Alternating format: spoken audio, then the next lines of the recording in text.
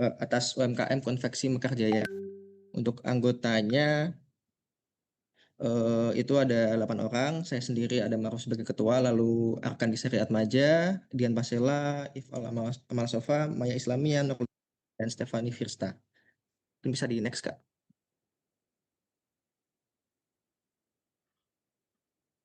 Oke, jadi untuk yang pertama itu identitas perusahaan. Jadi untuk nama perusahaannya itu Mekarjaya. Dia bergerak dalam bidang konveksi, perlengkapan menjahit dan jasa jahit. Eh, dan untuk tipe perusahaannya ini UMKM aktif. Dan dia berskala mikro.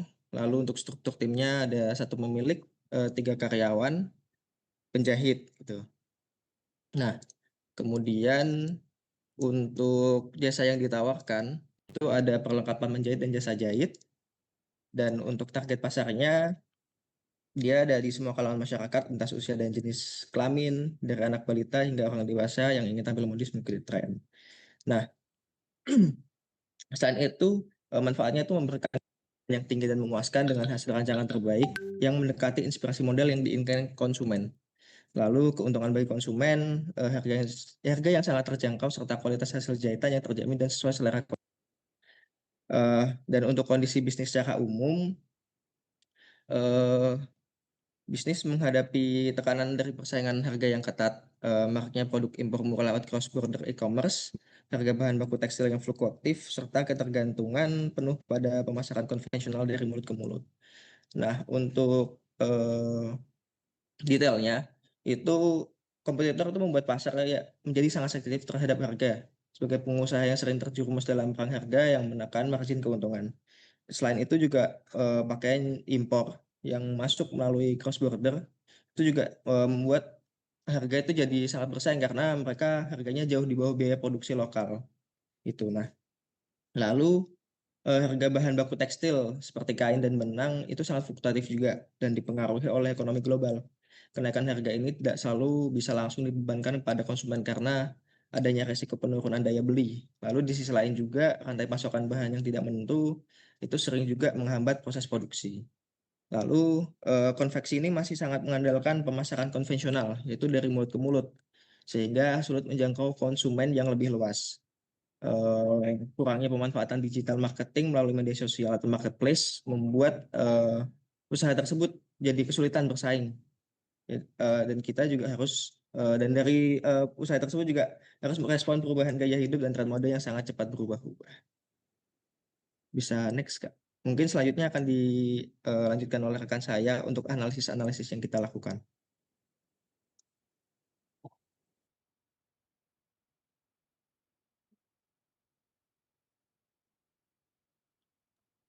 Yuk, next. Nah,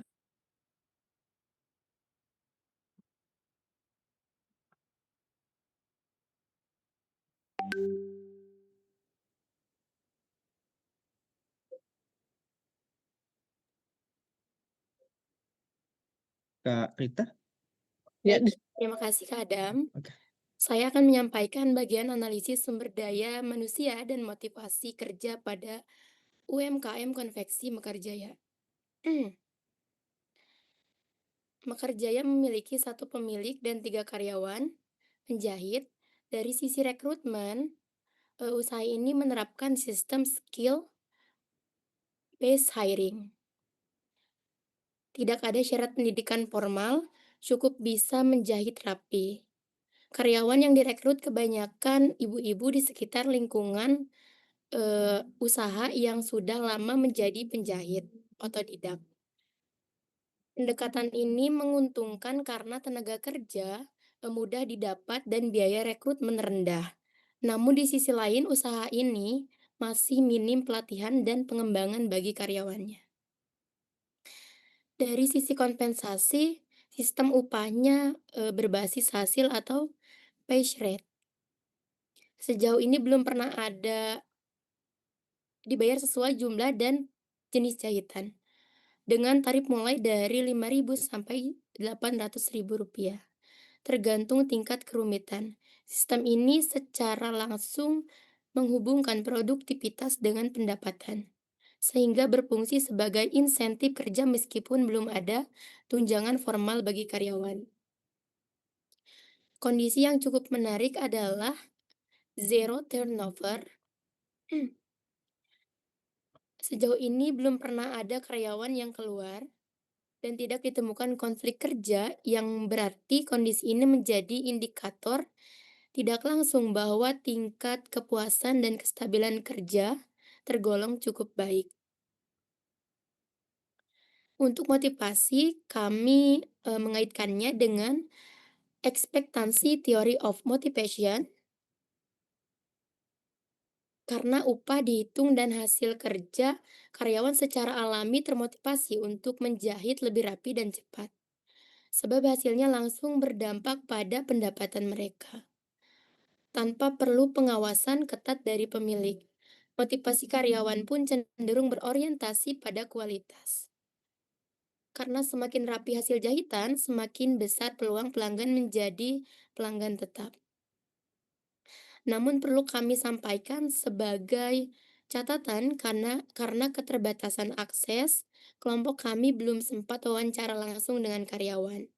Sehingga usaha ini masih memiliki keterbatasan dalam hal perilaku kewargaan organisasi atau organizational citizenship behavior yang belum dinilai secara mendalam. Kesimpulannya, meski sederhana dan belum terstruktur secara format, sistem sumber daya manusia Mekarjaya sudah cukup efektif untuk skala usahanya. Direkrut berdasarkan keterampilan, dibayar berdasarkan hasil kerja, dan terbukti mampu menjaga loyalitas karyawan dalam jangka panjang. Terima kasih. Presentasi selanjutnya akan disampaikan oleh Kak Ifal.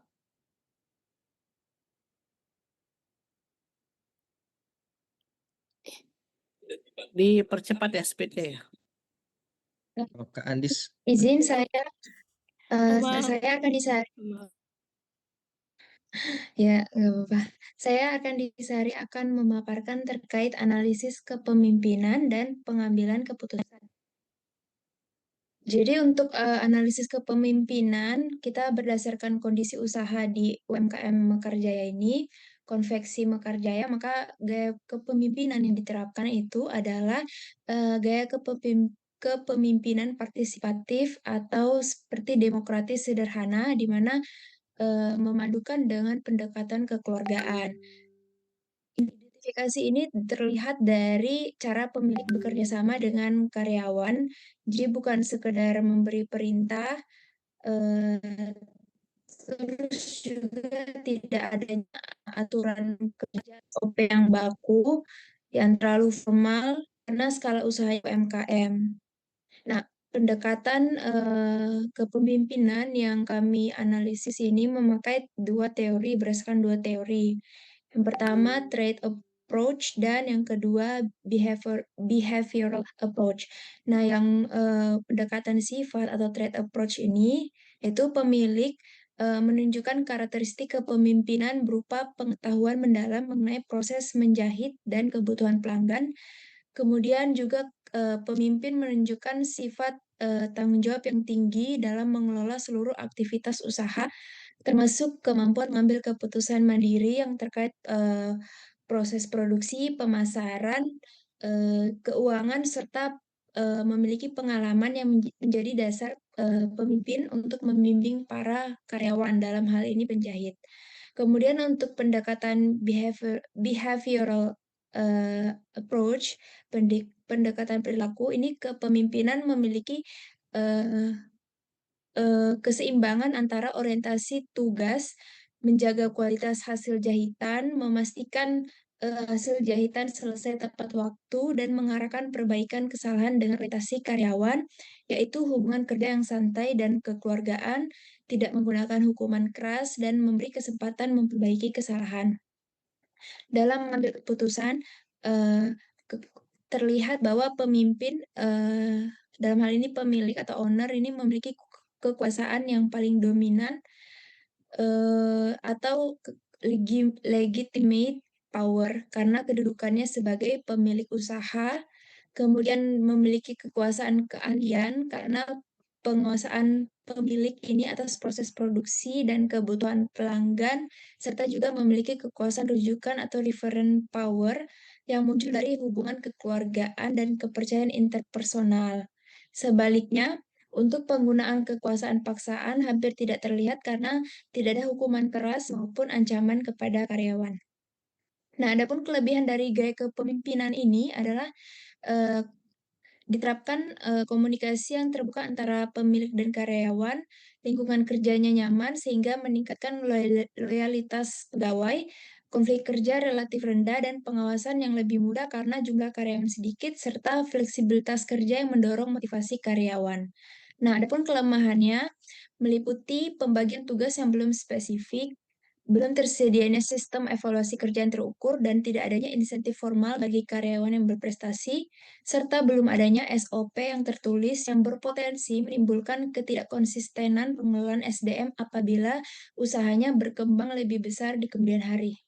Selanjutnya, untuk analisis selanjutnya dijelaskan oleh rekan saya.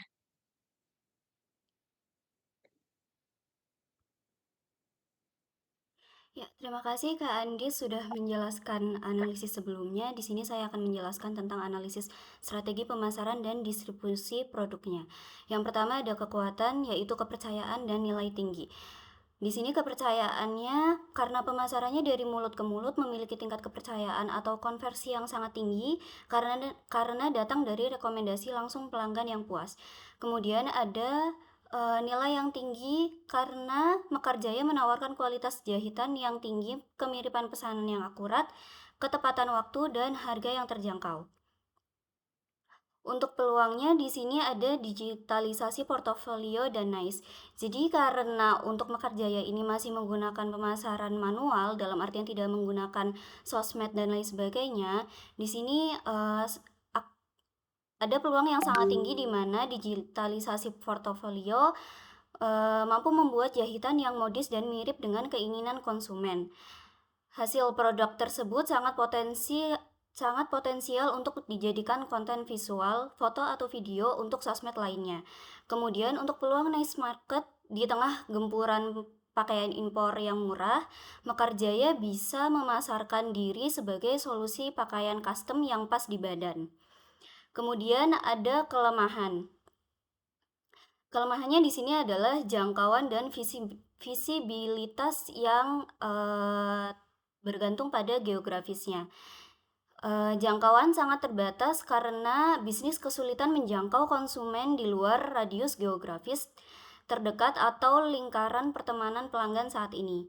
Kemudian, minim visibilitas digital karena tidak adanya media sosial atau marketplace membuat bisnis ini tidak terlihat bagi generasi muda yang terbiasa mencari jasa secara online.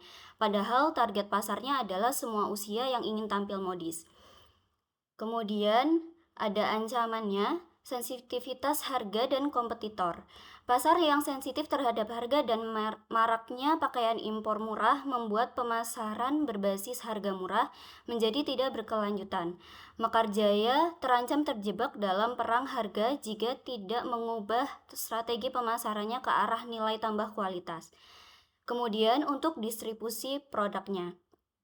Sistem distribusi Mekar Jaya saat ini bersifat sentralisasi fisik mandiri atau customer pick up dan drop off, di mana pelanggan datang langsung ke lokasi usaha untuk mengantar bahan atau pesanan dan menjemput hasil jadinya.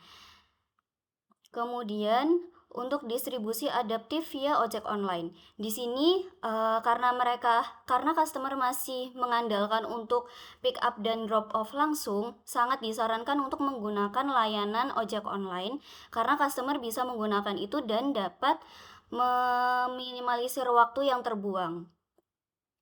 Kemudian ada keterbatasan skala di mana distribusi jenis ini mengunci Mekar Jaya untuk hanya melayani pasar lokal yang mau dan sempat mendatangi lokasi konveksi. Kemudian ada layanan konsultasi dan antar jemput bahan mandiri atau untuk customer yang tidak sempat datang langsung, dari Mekar Jaya bisa menyarankan untuk di pick up langsung oleh tim Mekar Jaya supaya customer dapat memiliki atau mempunyai pelayanan premium yang lebih bagus lagi. Demikian untuk selanjutnya akan dijelaskan oleh rekan saya. Terima kasih.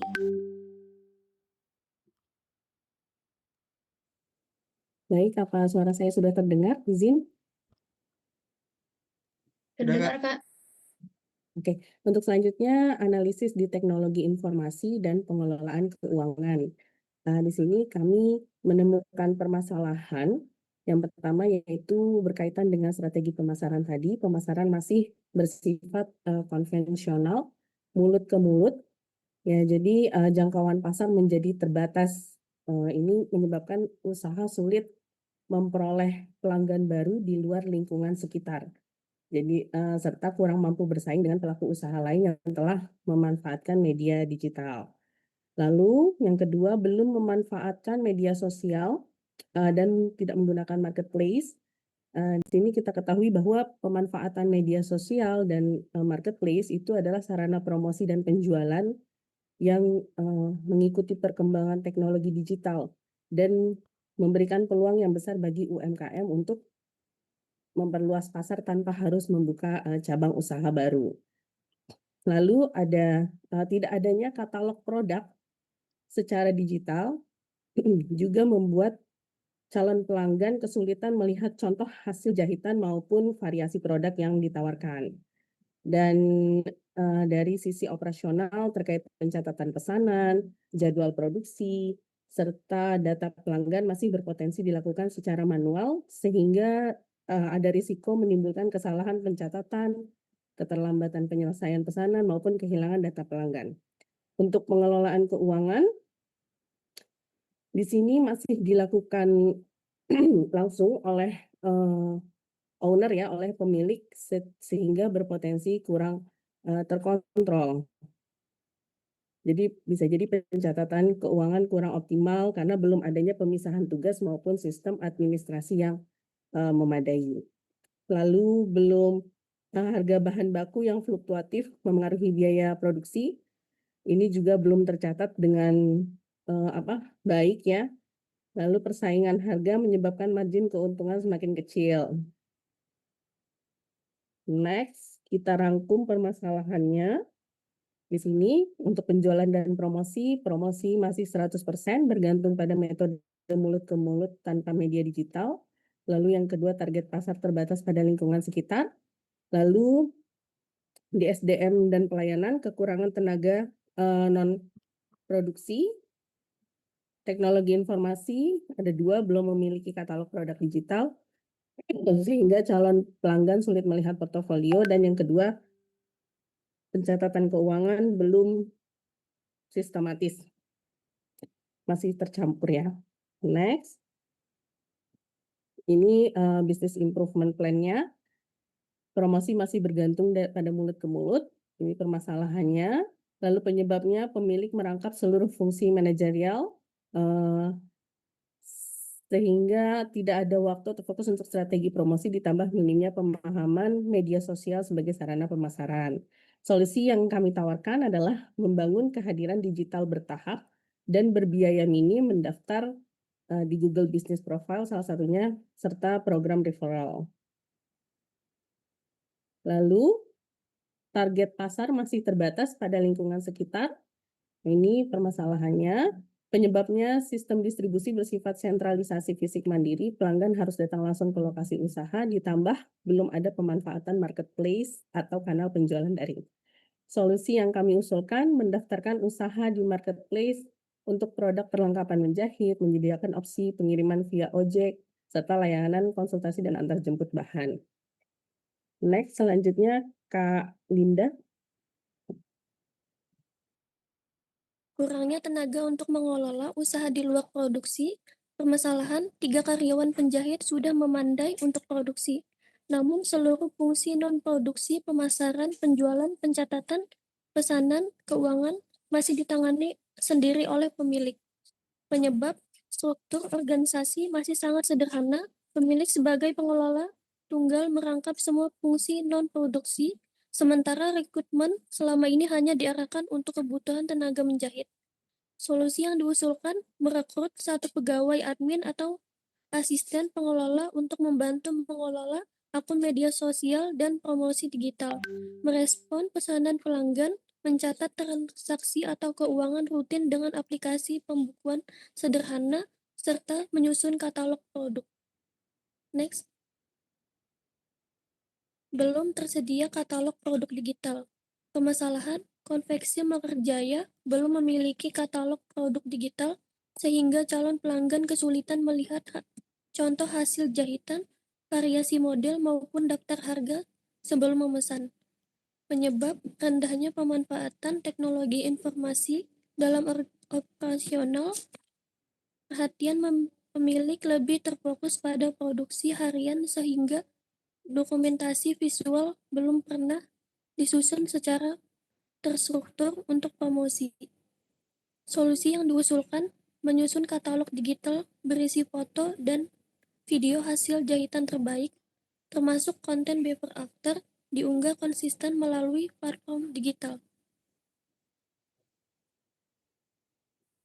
Lalu untuk yang pencatatan keuangan belum sistematis, ini permasalahannya karena masih dilakukan oleh pemilik tanpa administrasi dan belum ada pencatatan keuangan sistematis maupun pemisahan keuangan pribadi atau usaha. Nah, penyebabnya itu karena pemilik juga belum masih memiliki minimnya pengetahuan ya, pembukaan sederhana, bahan, dan membuat perhitungan biaya produksi makin kompleks tanpa pencatatan rutin. Nah, untuk solusi yang diusulkan bisa menggunakan aplikasi UMKM untuk pencatatan transaksi, mungkin kayak buku kas atau mungkin buku kas sederhana gitu ya.